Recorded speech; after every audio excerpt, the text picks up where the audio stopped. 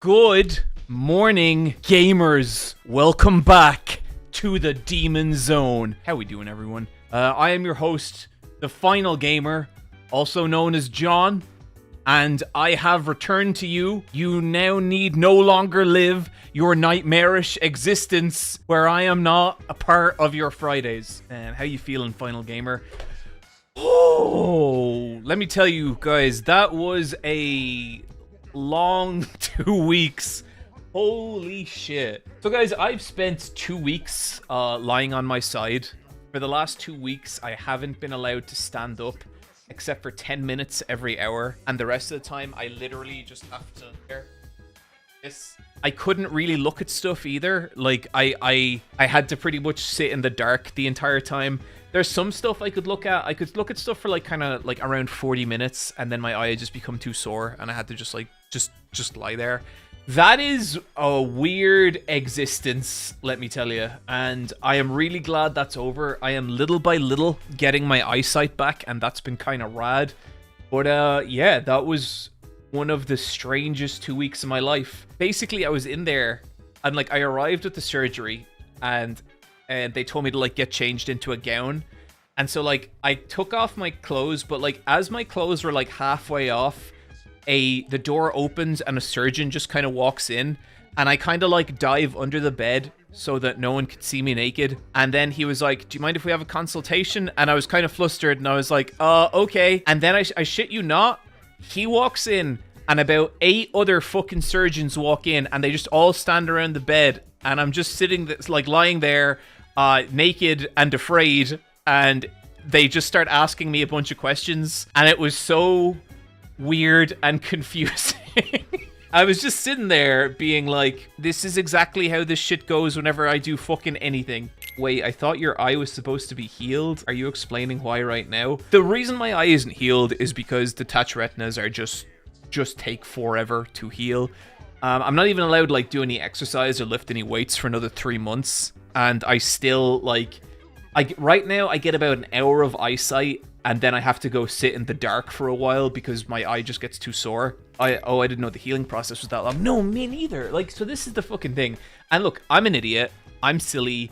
I completely underestimated how serious a detached retina was. I had no clue that it was going to be like this massive drawn out thing. But yeah, that is actually... I got back from the hospital and I don't remember the first couple of days. I genuinely don't really recall what it was like to come home or any of that stuff. Then there was like a lot of it where like I was just in so much pain that I basically just had to lie there and just do nothing. That has definitely gotten better, and the pain is like super manageable now. Like up until about 3 days ago, I had to just be on painkillers the entire time, but now I can go like mostly without painkillers. I'm on painkillers right now because I don't want the stream to be me sitting there going oh,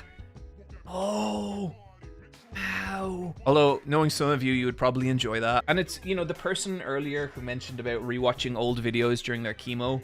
Like, obviously, what I went through was not as serious as chemo, but at the same time, like, I was so fucking bored for parts of it. Because there was parts of it where, like, I couldn't do anything. You know, I just had to lie there and basically tank the pain from the eye, which, like, when it was bad, was literally like having, like, glass in your eye. Like, it felt... Imagine like the worst time someone has like put their finger in your eye or something like that. Then imagine like that sensation just not going away. Like, that's what it felt like. And sometimes you take painkillers and sometimes that would help, and sometimes they wouldn't. You know, sometimes you would just kind of have to lie there and just groan, and that was it. But then, like, you know, there was a couple of times then where it's like, say like I was listening to like Nextlander would put up a podcast, you know, Vinny and Alex. The relief of that podcast popping up on my feed, and it's like, okay, I can put this on for the next hour and a half. Like, this helps so much. Nitro Rad just put out a video for the first time in ages. Like, seeing a Nitro Rad video pop up in my timeline was like such a huge relief. You know what I mean? It kind of, in a weird way, reaffirmed why I stream and why I make videos, and like, you know, the regular Eyepatch Wolf videos, the super Eyepatch Wolf videos, and all that kind of stuff. Because I get the comfort that it can bring you when shit isn't going great. Like, I understand that a little better now, you know? And I think sometimes, especially with regular Eyepatch Wolf videos and like these streams, I don't really watch streamers. And so I've always been at a little bit of a loss as to why so many people show up for these streams. Like, we have, like, across both platforms, we have like 1,200 people here now, which is fucking bananas. And I get it. I get why you're here, kinda. To distract you from the misery of life.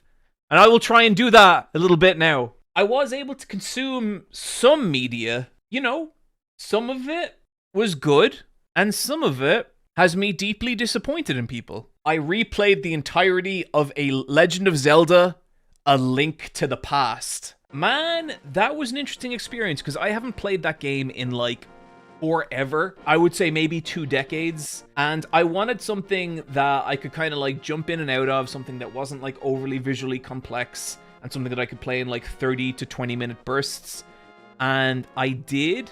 That was interesting because my big question while playing A Link to the Past was, is this game going to hold up? Is this game going to be as absolutely fucking magical as it was when I played it like years ago? And when I first played Link to the Past, like, here's how old I am, everybody. I got Link to the Past for Christmas when it came out. That's a conscious memory of mine. I got it the Christmas after I got a Super Nintendo. It was the biggest fucking deal back then. Like, you playing A Link to the Past was so far ahead of anything else out back then. It was just like an insanely lavish and beautiful game.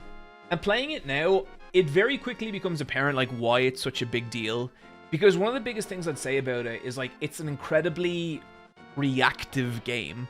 And what I mean by that is like when you do anything in that game, the game gives you like this immaculate feedback that you've done something. So what am I talking about?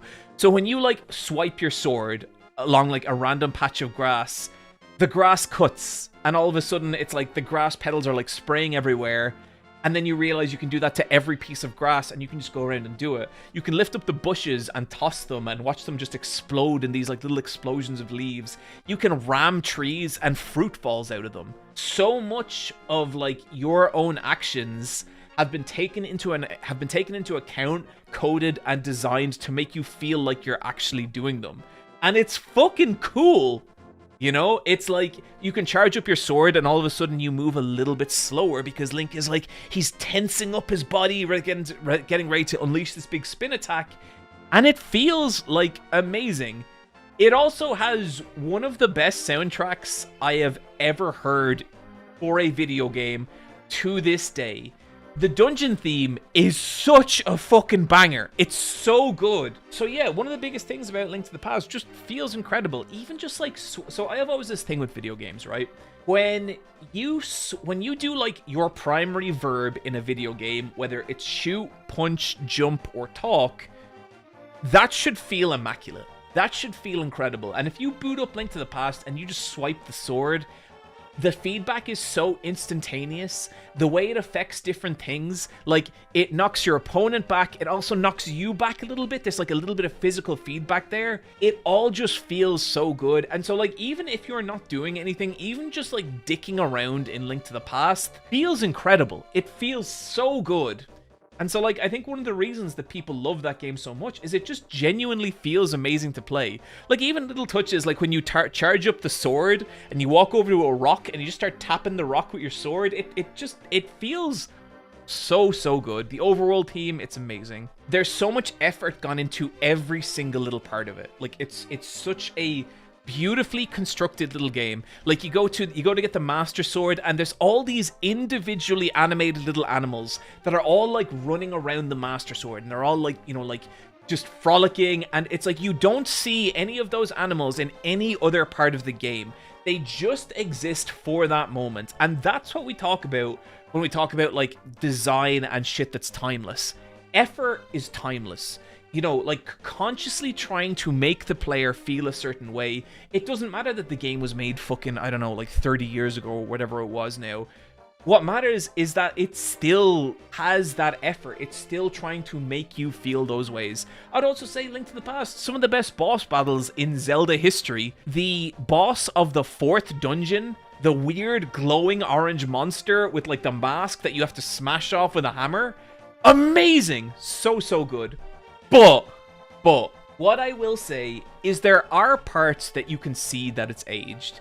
And there are parts where you can really see how Ocarina of Time was this, like, evaluation of what Zelda was and how to make it more of, like, an experience and how to make it more of a thing. Biggest example of this, the dungeons, okay? There's some great dungeons in Link to the Past, and there's some fucking aggravating ass dungeons in Link to the Past. And what I mean by that is, like, there's a lot of dungeons where basically they have more or less the same tile set.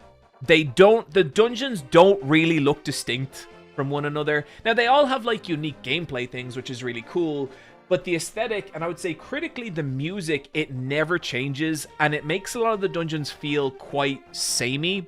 And that's because just back then, I think that atmosphere and a sense of place, they weren't really thinking about that in terms of dungeon design. Now, they were thinking about it in terms of, like, Mount Doom, or, like, the village, or the forest, or Zora's Domain, or all this kind of stuff. But that kind of, like, aesthetic sense of being somewhere, it doesn't really extend into the dungeons. I would say a lot of the dungeons feel really, really samey in that game. And I would also say that, like, the later ones especially, they're fucking, like, hard in a way that is not always enjoyable, in that you kind of have to solve the same puzzles and go through the same gauntlet every time you die. And they're not laid out in a way where you can quickly get back to where you were if you die. So sometimes, like, losing to the boss of a dungeon means literally going back to the start of the dungeon and having to redo a ton of shit. And some shit stays solved and some shit doesn't. And that can be really, really aggravating. Now, granted, I was playing a lot of this on my side with the Wii controllers, or the Wii, the Switch 2 controller. And so, like, I think I couldn't really, like, get my bearings there too much. That was kind of frustrating, you know, that because, like, the controls are imprecise on that thing, and I think that contributed to that. But I would say, like, that's my only real criticism of Link to the Past. That's the only kind of thing that I really kind of came away from being. I just don't think that some of the later dungeons hold up, whereas I think the early ones do, and the early ones don't outstay their welcome. But overall, like, I still think it's a phenomenal fucking video game. And when you look at what video games were back then, and you look at how Link to the Past evolved that, it's still incredible. Like, it's a dramatic leap forward for what games were, and it's still so foundational. I will also say, it's a lot more Dark Soulsian than you might think. That game actually is quite difficult and quite, like, tricky in spots.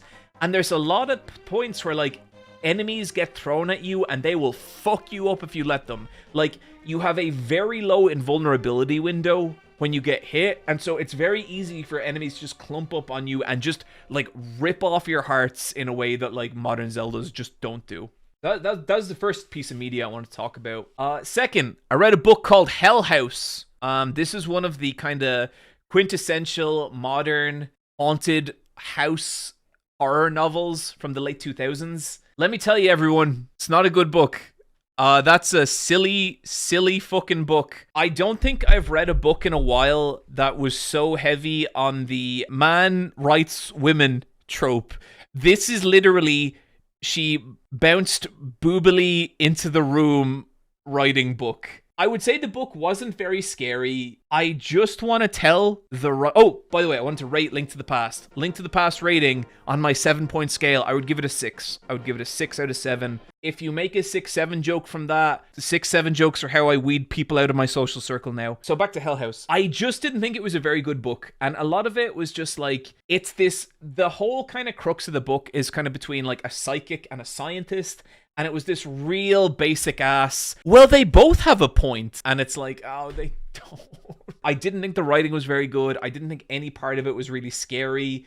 The only part of it that I liked was the history of the actual Hell House itself, which was basically, it just sounds like the guy read 120 Days of Sodom, the book about the fucking weird thing that they eventually made a film about. It kind of sounds like he read that, he read that book and was like, okay, I am now going to make a haunted house, and that's going to be the backstory. And so, yeah, it really was not good. I don't recommend it. I would give it a 2 out of 10. Or 2 out of 7. 2 out of 7 is where I would rate that book. I then realized that I actually read that book by accident, and the actual book I meant to read is called Devil House, which is like a different book that was recommended to me on the Discord. And so then I proceeded to read Devil Book. I say read, what I'm actually talking about is me lying in the dark, listening to audiobooks. So do with that what you will. And Devil House is really interesting, right? Devil House is about this true crime author, and he's done one big story and had huge success with it. He wrote a book on this case called The Case of the White Witch, which is about this like high school teacher who like murders 2 of her students. And there's a lot of nuance to the case, and it's kind of weird. And it's about him trying to follow up that book with a second book called Devil House. And Devil House is the story of these like teenagers who basically started living in an old porn store and made a cult and murdered 2 people. Or at least that's what you think it's about, right? And I would say that this book is a bit of a slow burn in that you don't really know where it's going for a long time. But the thing that I think lets it be that is that the writing is actually really good. His prose, his descriptive passages, his dialogue, it's all great. There's literally one page where this motherfucker is just like describing a plate of fish and chips, and he describes the fish and the potatoes with such just beautiful clarity that it was like my favorite part of the whole book. And so like it was a really, really entertaining read. But then, and I'm not going to get into spoilers, but at some point, I want to say this just because I want to give people the context to understand why I thought this was a good book and like why it's worth sticking with. At some point, he gets a letter. I'm not going to say what the letter is, but there was all these strange aspects I didn't really understand about the book. Like the way this writer is kind of handling things. So like one thing he does, he buys Devil House. He buys this old pornography store and basically like starts turning it back into the house that the cult members made. And he gets really obsessive and weird with it. And you're like, why is this happening? He gets this letter. He reads the letter. What is in that letter absolutely justifies the rest of that book. And it's like fucking... I had to like put it down and I was like, oh my God. Like it actually got to me. And it like in ways that I don't want to say, it kind of relates to what I do a little bit. And it genuinely like fucked me up. It's a horror book in places. Like there are parts where it gets violent and where it gets bloody. But I think what it really is this really interesting examination of the true crime genre. And there was definitely parts of it where I was kind of left swinging in the wind a little bit. And I was like, I don't know that I want to continue with this because even though it's good, it's so slow. I am so glad I did because the way it all ties together at the end was just beautiful. Really, really good read. I would say one of my favorite books I've read this year. I would give it a 5 out of 7. 5 out of 7. Fantastic book. If you like horror, if you like true crime, if you like just good writing, great book. Guys, I played Donkey Kong Country 2. I did not finish this game, but I played enough of it to reawaken the old feelings. And look, Shigeru Miyamoto once said that Donkey Kong Country is proof that people love aesthetic over gameplay, which I always saw as kind of a dig at the Donkey Kong series.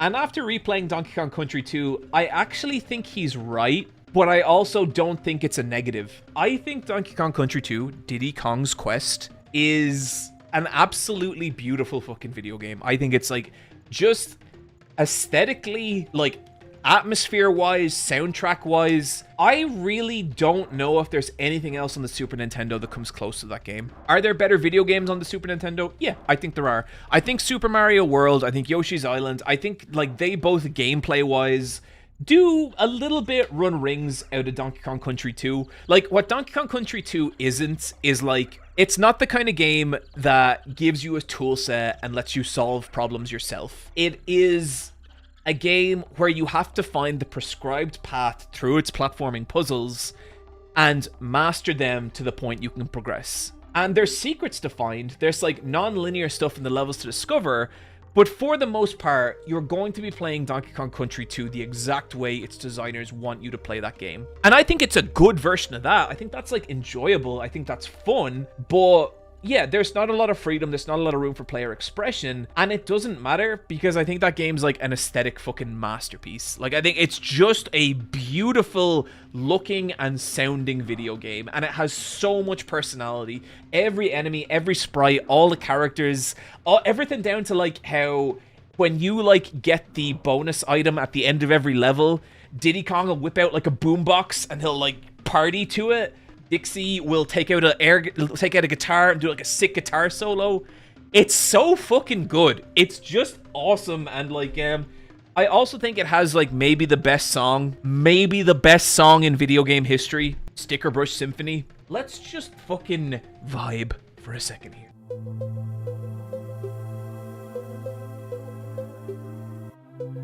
You guys can hear that?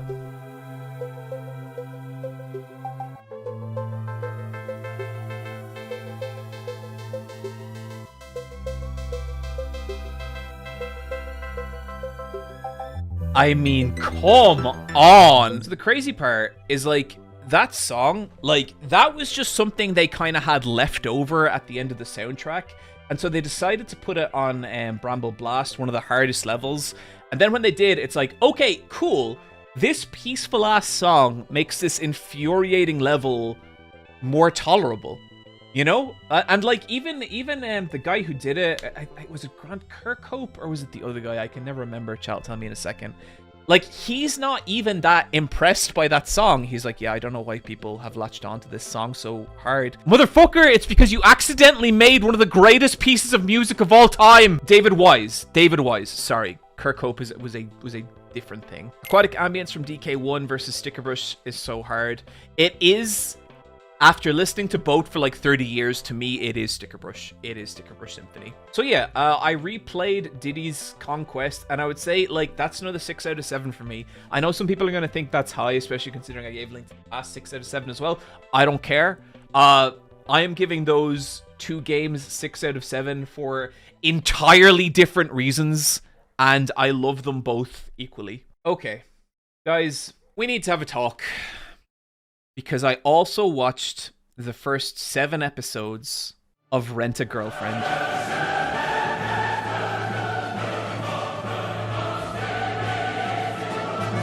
Why did I do that? Because I wanted to know.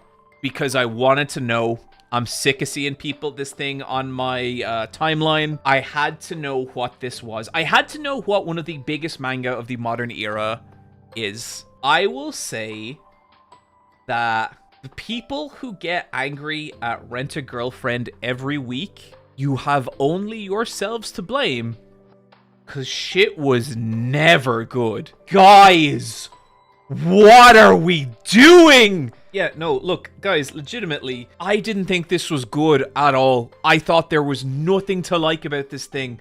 I thought that this is some of, like, the lamest ass character writing I have seen in, like, forever. The protagonist of Rent a Girlfriend is the biggest fucking weenie I have ever encountered. Every fucking episode, this motherfucker is like, oh, I'm such a loser. No. And it's like, it's this thing, and this is, like, a fantasy I see, like, I would say dudes in their teens. Not all dudes in their teens. Absolutely not all dudes in their teens. But there's like this thing where like guys in their teens want people to feel sorry for them, and that sympathy is validation. It's so sad. No character in this acts like a character. It's like their motivations, their feelings just kind of flip-flop into whatever the current like plot requires. And I felt like I hate saying this shit because so much of, you know, a lot of the time when I talk about media, I just mostly like to talk about shit I like, and I definitely never want to shit on something someone else likes. I just thought Rent a Girlfriend was kind of pathetic. And, you know, it's like, yeah, it's the title. It's about this dude, and he rents a girlfriend because he's sad about his real girlfriend breaking up with him. There's a bunch of, like, fan service and stuff with it. But look, like, listen, here's what I'll say. The fan service, like, doesn't bother me. I'm not immune to titty anime. I'm not immune to some hot dude anime. I like it all. I'll scoop it all in my bowl, and I'll eat it, goddammit. But you should ask for more from your smut. It's like just empty-headed fucking nothing. You know what I mean? And like, okay, look, positives. The one positive I could say is the pages I've seen from the manga, that dude can really fucking draw. And the anime looks nice. These are some like nice waifu designs if you like that kind of shit. But there's nothing else here. There's nothing. I worry that young dudes will read this and think that this is what women are like. I'm not trying to like shame anyone, you know? Like, I get that there is like a lot of young dudes out there who feel lost and lonely and stuff. This is not the answer.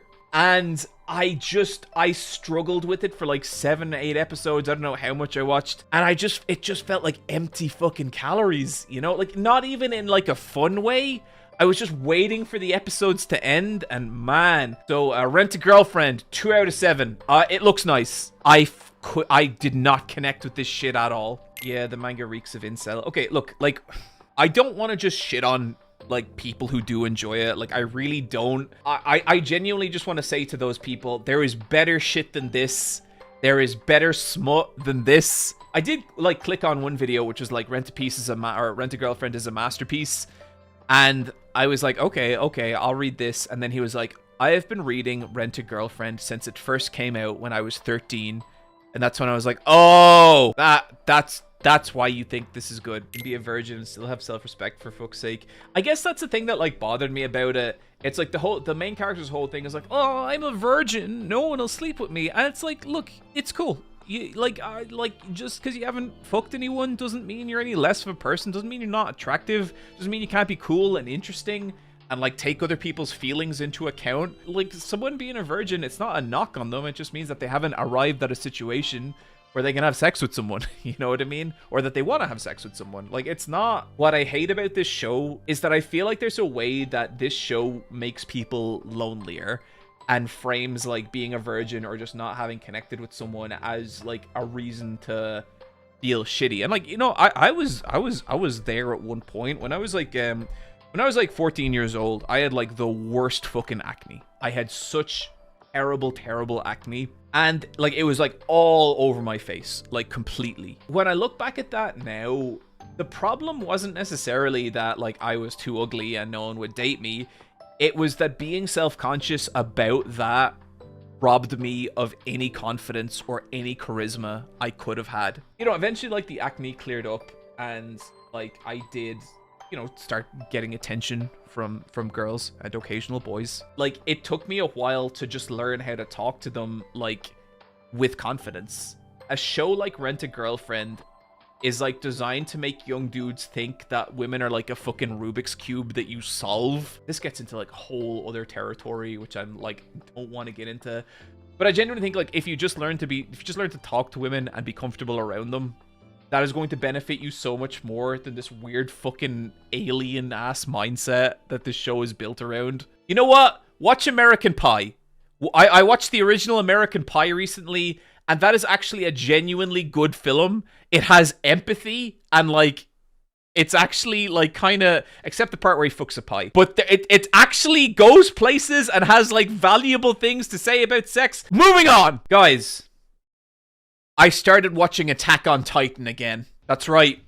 After threatening to pick back up Attack on Titan, I did it. Did you ever finish it? No, I got halfway through season 2 and I stopped watching it.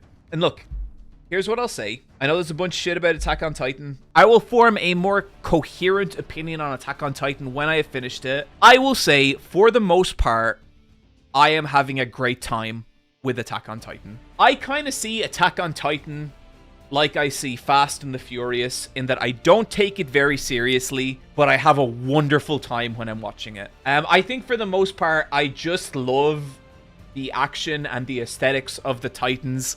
I think the Titans are genuinely brilliant. I love them as monsters. I love the mystery surrounding them. I love how they move. I love their faces. I love seeing them. As someone who loves horror and has a special place in their heart for monster horror, the Titans are just top tier fucking monsters.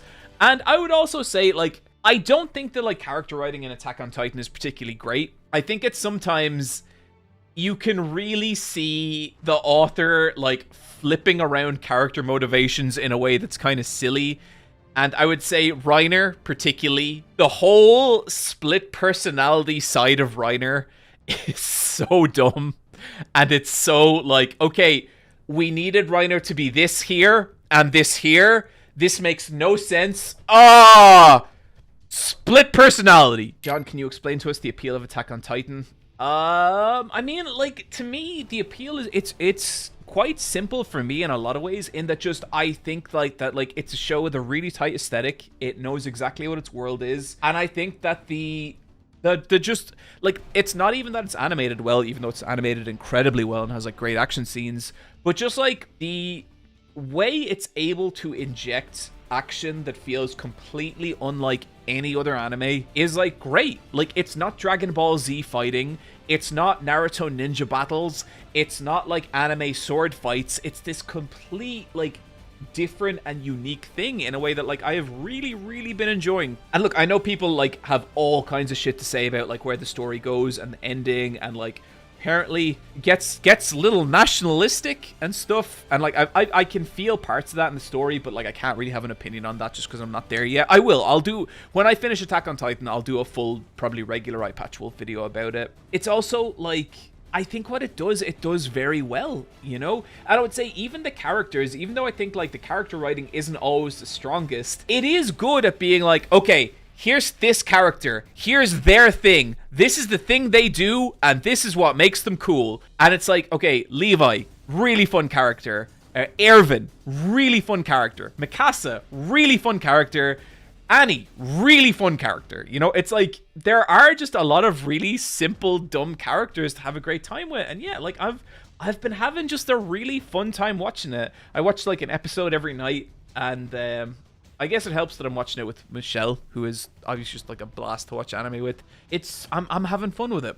I like the girl who eats a lot. I like Kanji, the scientist lady, and it's just I have fun with it. I did just finish like the kind of non-Titan arc with Kenny, and I would say I thought Kenny was like a super weak villain. Really did not enjoy him. But yeah, you know what? I had a great time with it, and like I don't have anything too interesting to say, partially just because like I haven't finished it. But yeah, I was really enjoying it. But yeah, no, I will give my full thoughts when I watch the whole thing. Attack on Titan rating 5 out of 7. I would say really, I do just think that show has an appeal. I find it entertaining. What can I tell you? Oh, bonus! Checked out a couple of episodes of Chainsmoking Cat. That's a gross fucking show. That's a really weird, really gross show.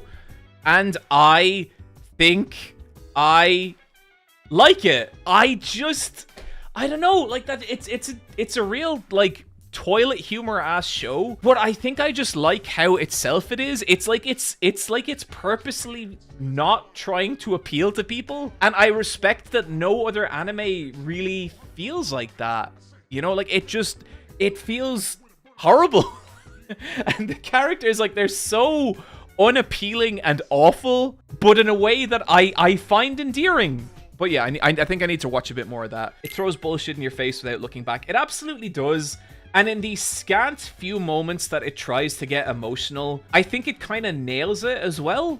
I've only watched like 3 episodes, but I've been having a good time with it. You're selling me hard on this. Okay, look, what I'll say is that if you watch the first episode, if you watch the first 5 minutes of Chainsmoking Cat, and you're like, this is not fucking for me, my response to that is absolutely valid call. You will know immediately if this is something you're gonna like or not. Oh, bonus one as well. Young ladies don't play fighting games. Can't rate it yet because I haven't watched enough.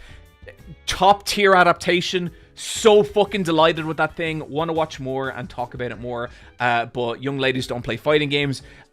Elite young ladies school for privileged young women. 2 of the girls there are actually fighting game fiends in secret. They discover that they both love fighting games. They start playing with each other at night. Kind of gay, kind of great. Could not recommend enough from the first 2 episodes. Want to watch more. That is my roundup of the media I experienced while my eye was exploding. So I hope you enjoyed that.